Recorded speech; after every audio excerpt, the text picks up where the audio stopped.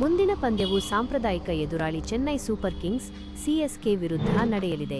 ಮೊದಲ ಪಂದ್ಯದಲ್ಲಿ ಗಾಯದ ಕಾರಣದಿಂದ ಹೊರಗುಳಿದಿದ್ದ swing bowler Bhuvneshwar Kumar CSK ವಿರುದ್ಧದ ಪಂದ್ಯಕ್ಕೆ ಲಭ್ಯರಾಗಲಿದ್ದಾರೆ. ಅವರು ಅಭ್ಯಾಸವನ್ನು ಪ್ರಾರಂಭಿಸಿದ್ದಾರೆ.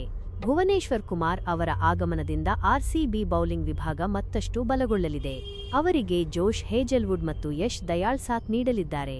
ಭುವನೇಶ್ವರ್ ಕುಮಾರ್ ತಂಡಕ್ಕೆ ಮರಳುವುದರಿಂದ ರಸಿಕ್ ದಾರ್ ಸಲಾಂ ಅವರು ಹೊರಗುಳಿಯುವ ಸಾಧ್ಯತೆಯಿದೆ. ಭುವನೇಶ್ವರ್ ಕುಮಾರ್ ಐಪಿಎಲ್ನಲ್ಲಿ 176 ಪಂದ್ಯಗಳನ್ನು ಆಡಿ 181 ವಿಕೆಟ್ಗಳನ್ನು ಪಡೆದಿದ್ದಾರೆ.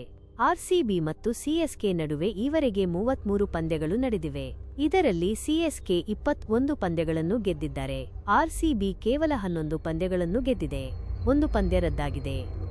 ಹೀಗಾಗಿ ಭುವನೇಶ್ವರ್ ಕುಮಾರ್ ಅವರಂತಹ ಅನುಭವಿ ಮತ್ತು ಅಪಾಯಕಾರಿ ಬೌಲರ್ ಆರ್ಸಿಬಿ ತಂಡಕ್ಕೆ ಸೇರಿಕೊಳ್ಳುತ್ತಿರುವುದು ಸಿಎಸ್ಕೆಗೆ ಖಂಡಿತವಾಗಿಯೂ ಚಿಂತೆಗೀಡು ಮಾಡುವ ವಿಷಯವಾಗಿದೆ. ಅವರ ಸ್ವಿಂಗ್ ಬೌಲಿಂಗ್ ಸಿಎಸ್ಕೆ ಬ್ಯಾಟ್ಸ್ಮನ್ಗಳಿಗೆ ಸವಾಲು ನೀಡಬಹುದು.